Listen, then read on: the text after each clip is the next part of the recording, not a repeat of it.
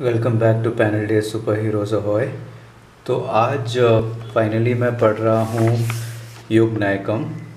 युग नायकम का साइज़ थोड़ा बड़ा है, तो मैंने सोचा आपको एक फ्लिप थ्रू दिखाता हूँ and I just share my thoughts on it.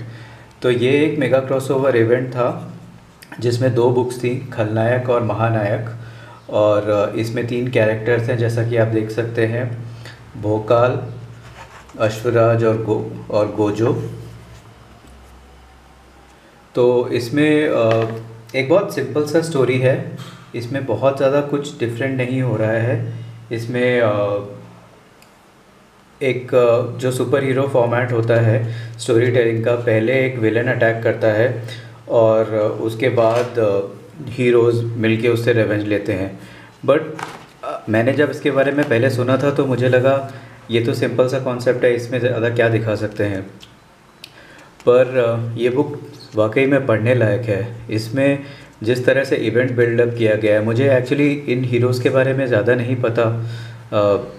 अश्वराज और गोजो के बारे में तो बिल्कुल भी नहीं पता। भोकाल की थोड़ी बहुत बुक्स पढ़ी हैं, but the way it starts इस इसमें जो तीनों के शहर हैं वहाँ पे अलग अलग मॉन्स्टर्स अटैक करते हैं। तो ये जो पहला शहर है, यहाँ पे एक डायन डॉग, अश्वलोक में डायन डॉग का अटैक होता है और जो उसके रिलेटिव्स होते हैं या फ्रेंड्स होते हैं उन पे एक थ्रेट जैसा आ जाता है डायन डॉग का। तो इस पहले पार्ट में यही दिखाया गया है कि विलन्स हीरोज़ पे भारी पड़ रहे होते हैं।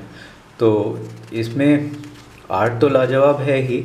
मैंने जब युग नायकम लिया था तो मुझे लग रहा था कि इसमें बस थोड़ा गिमिक जैसा है, ये बहुत एक लार्ज साइज़ की बुक है और इसमें स्टोरी इतनी अच्छी नहीं होगी। पर जब मैंने आज इसको पढ़ा तो मुझे लगा कि स्टोरी भी बहुत ज़्यादा अच्छी है इसकी। इसमें जो कुछ बातें मैं सब तो नहीं बता पाऊँगा, बट कुछ चीज़ें जो मुझे बहुत अच्छी लगी वो था कि इसमें कैरेक्टर्स के बीच में जो डायनामिक दिखाया गया है वो बहुत अच्छा है। तीन कैरेक्टर्स और इस बड़ी सी स्टोरी को कैसे बिल्डअप करा गया है, अलग अलग कैरेक्टर्स, जिसने इन कैरेक्टर्स के बारे में ज़्यादा पता नहीं है वो भी इसको एंजॉय कर सकता है। तो सेकंड शहर में एक और जो मॉन्स्टर दिखाया गया है वो है चिकोता। फिर उसके बाद ये शहर होता है गोजो का, और इसमें दिखाया गया है कैसे ही कॉजेस फ्लडिंग। तो इसमें यही चलता है स्टोरी में। और इसमें तीसरा शहर जो विकास नगर है उसमें अटैक होता है स्ट्रेंज मॉन्स्टर्स का, एलियंस टाइप के, और वो डायनासोर टाइप के क्रिएचर्स होते हैं जिनको बोला जाता है सरीसर्प। और इसमें जो डायनासोर का आर्ट है वो तो बस लाजवाब है, उसका तो आप पोस्टर भी मिले तो भी ले सकते हैं। फिर इसमें भूतकाल के यूजुअल कैरेक्टर्स दिखाए गए हैं, तुरीन, शूतान, और इसमें वो लोग ट्राई करते हैं ये मॉन्स्टर्स को फाइट करने का, बट कर नहीं पाते हैं। और पर ये इसमें बिल्कुल लीनियर टाइप का स्टोरी नहीं है, इसमें काफ़ी एंगल्स हैं, काफ़ी उतार चढ़ाव चलता रहता है। और जिस तरह से मॉन्स्टर्स को ड्रॉ करा गया है मॉन्स्टर्स का, और इसमें बहुत सीरियस स्टोरी टेलिंग भी नहीं है, इसमें राइटर्स आर हैविंग फन। तो इसमें जो कैरेक्टर्स हैं शक्ति, ढोकला, और मेनली प्लॉट में यही हो रहा है कि तीन मॉन्स्टर्स ने तीन शहरों पे अटैक किया है, वहाँ के तीन सुपर हीरोज़ हैं और उनको फर्स्ट पार्ट के एंड तक वो डिफीट हो जाते हैं। और सेकंड पार्ट जैसा आप सोच सकते हैं, खलनायक के बाद महानायक आता है। तो टू एग्जैक्ट द रेवेंज उन लोगों को तीन शक्तियाँ चाहिए होती हैं। तो वो शक्तियाँ लेने के लिए अपने अपने रास्ते निकल पड़ते हैं और उसमें उनको बहुत सारी कठिनाइयों का सामना करना पड़ता है और बहुत सारे मॉन्स्टर टाइप के क्रीचर्स आते हैं। पर इसमें जिस तरह से स्टोरी मूव करती है, आप कभी भी बोर नहीं होते हैं। इसमें कॉन्स्टेंटली स्टोरी आगे बढ़ती है। और ये इस टाइप का दो पार्ट का जो मेगा इवेंट है ये मुझे बहुत अच्छा लगा। और मुझे लग रहा था कि ऐसा आजकल क्यों कुछ नहीं आता, क्योंकि स्टोरीज इतनी कॉम्प्लेक्स हो गई हैं आजकल। ये जो सिंपल फॉर्मेट है जिसमें आप रियली एंजॉय कर सकते हैं डायलॉग्स को, पैनल्स को, ऐसा कुछ आना चाहिए। आई थिंक अगर युग नायक पार्ट 2 भी आएगा तो बहुत मज़ा आएगा। इसमें सेकंड पार्ट में भोकाल का ही मेन पार्ट है। तो भोकाल एक लीड, इस टीम का लीडर जैसा रोल प्ले करता है और बदला लेता है।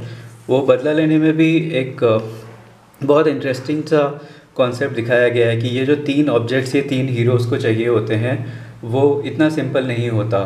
तो और जैसे जैसे वो ऑब्जेक्ट्स अपने गुरु को देते हैं तो बहुत कुछ होता है वहाँ पे। वो गुरु गायब होने लगते हैं, और उसके बीच में ये वाले प्लॉट से ही दिखाया गया है कि हीरोज़ कैसे एक दूसरे से टाई अप करते हैं और कोलैबोरेट करते हैं।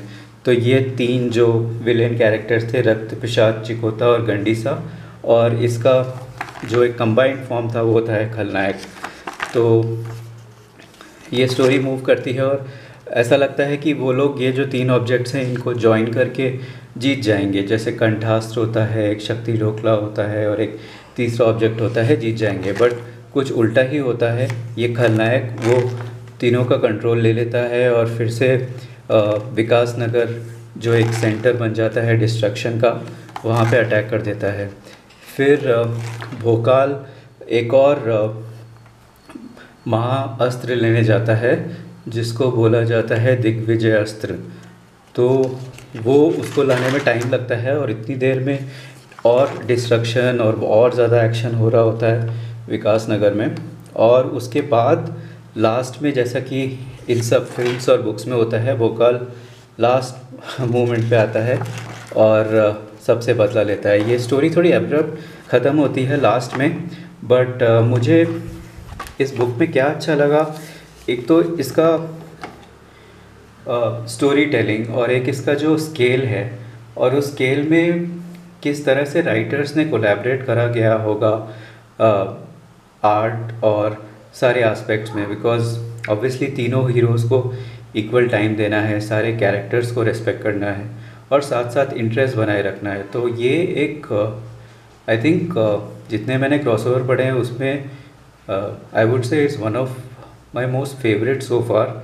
और युगनायकम फाइनली मुझे मौका मिला पढ़ने का, इसलिए सोचा आप लोगों से अपने थॉट शेयर करूं। तो होप आप भी नई कॉमिक्स पढ़ रहे होंगे। और thank you for watching panel days super heroes ahoy, and thank you for all the support. Please do like and subscribe the channel. Thank you.